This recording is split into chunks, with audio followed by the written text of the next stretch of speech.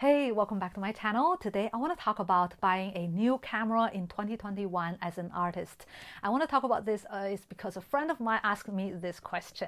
Which camera can I get this year that is under $1,000 ideally, that shoots amazing photos and videos of my art, that shoots 4K videos, that is easy to use, and that is packed with amazing features? And I was like, okay, that's a very difficult question because there are a lot of great cameras out there, but they are a lot more expensive. And normally I would recommend Canon because I've been using Canon for the past 15 years and I'm a Canon user and I've always recommended Canon. But I think in a way it's not fair for this artist friend of mine because he came to this world without any bias, and I don't want to give him any bias to recommend him one system over another because of my personal preferences. So I have spent in the past 2 days my spare time reading reviews, watching YouTube videos, comparisons, and I've come up with a short list of 8 cameras that I think that are good, that could fulfill most needs of most artists to take photos, make videos like YouTube videos or photos for Instagram, for your website. I will share with you my short listed cameras, but I think the most important thing is to teach you how to fish, to tell you what features you need to look at when it comes to pinpointing a camera that is perfect for your needs. First of all, I will share with you the list. It goes Fujifilm X-T30, X-T200, Panasonic GH5, G9, Canon M50, Sony ZV-1, A6400, Sony RX100 Mark V. Of course, some cameras are a little bit more expensive than $1,000, but you'll be able to get it done by buying a reconditioned unit or second-hand. So now I'm going to share with you what to consider when it comes to choosing the right camera, or what not to consider, because a lot of people are considering one particular feature, but they're not really suitable for your particular needs. Number 1, shallow depths of field or maximum aperture range. Basically, how shallow the background is.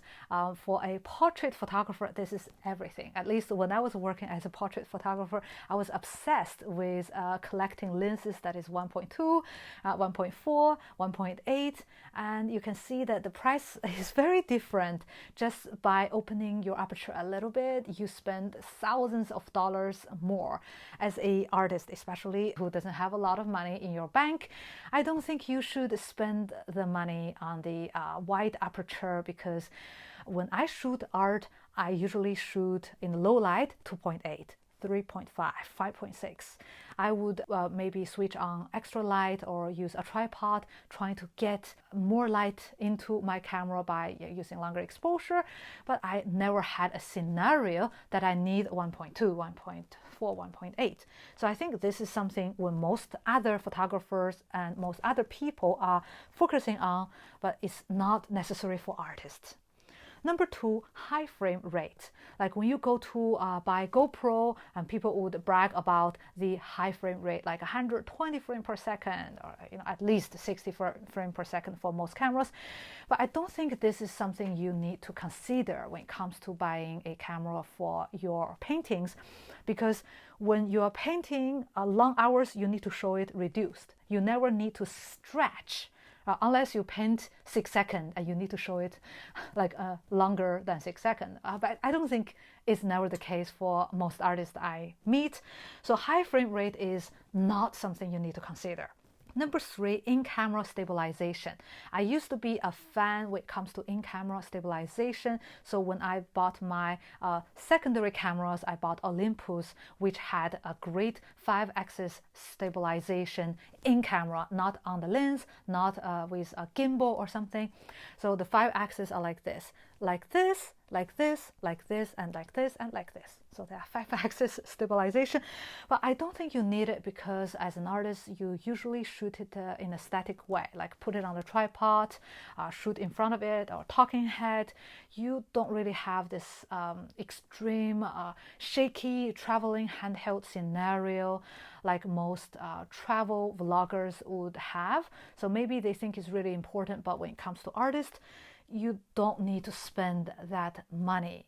Number 4, overhead shooting. That is a feature that most artists need and most any other people don't need, but it's not a feature you can classify when you go to the camera store. There isn't like a overhead shooting department. No. So when it comes to overhead shooting, there are several specs you need to look at. For example, the weight. You need a lighter camera than average because if it's heavy, it has more chances of tipping over and falling onto your artworks and ruining everything. So you need it lighter. And also you need the lens, the front element of your lens that doesn't come out. So you just zoom in, zoom out and see if it moves. If it moves, it means it will likely fall down when you frame overhead shooting. And if it doesn't, then it's safe to use. If you don't know, if you're not sure, it's good to buy a prime lens. It's a fixed focal lens that for sure it doesn't move. So it's a safer choice for you. So apart from your kit lens, you need to also look out the budget to add a prime lens to it. Number 5, battery life. When it comes to battery life, for most photographers or videographers, it means how many photos and videos you can shoot within the same battery.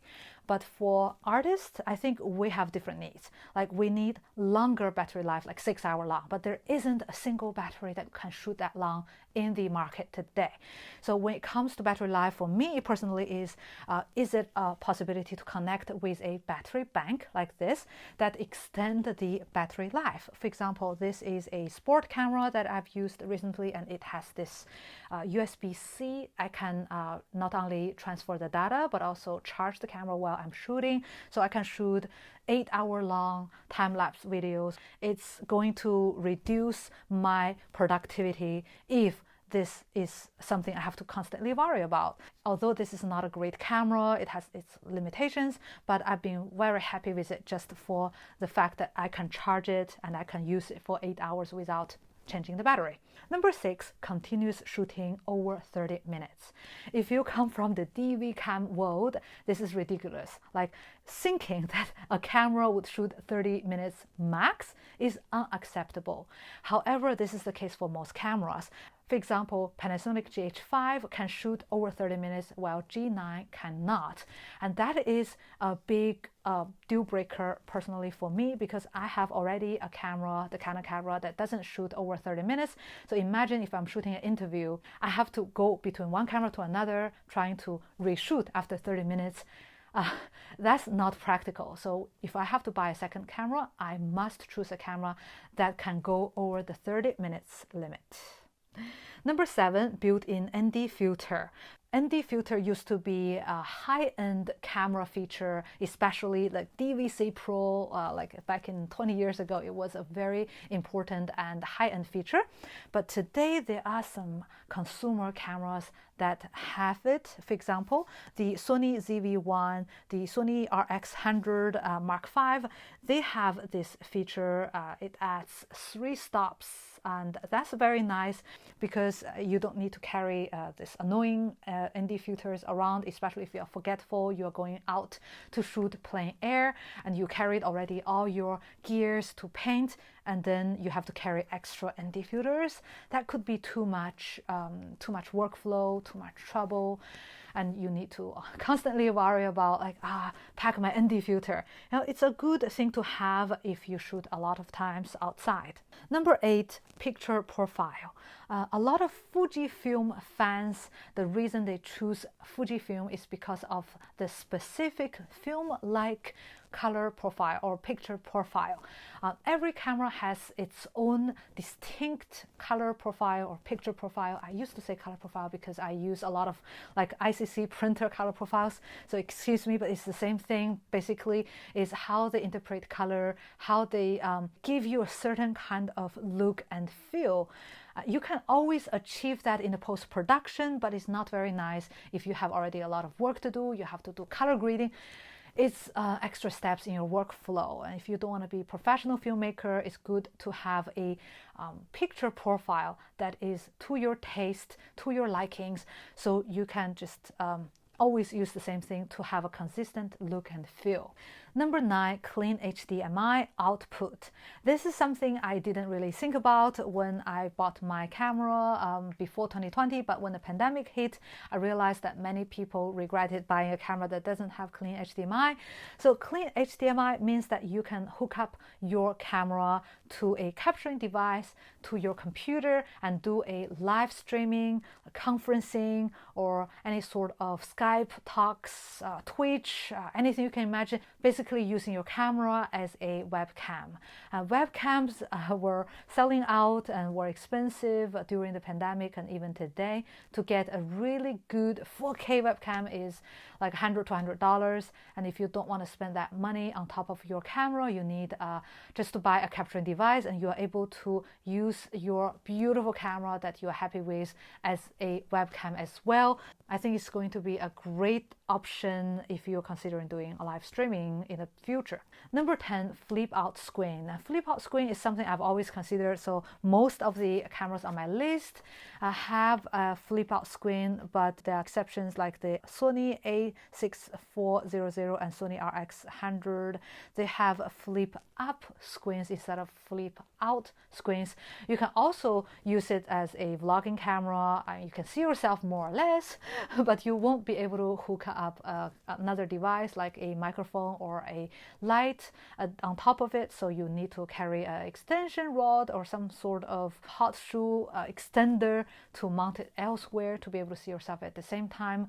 But if you buy any other cameras on my list or in the market that is marked as a vlog camera, you will be able to use a horizontal flip out screen, and that is also excellent for overhead shooting, because when you mount your camera over your canvas or your work, you will not be able to go on top of the camera to see what you're shooting. So you definitely need to flip it to an angle that is comfortable. So that's why I recommend a flip out screen instead of a flip up screen if you intend to use it for vlogging or overhead shooting.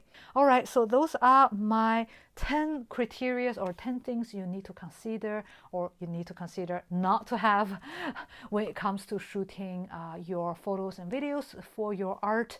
If you have any other things to add, make sure you write me a comment in the comment below. Have you considered any of the cameras to buy this year? What is your choice? Also let me know in the comment below.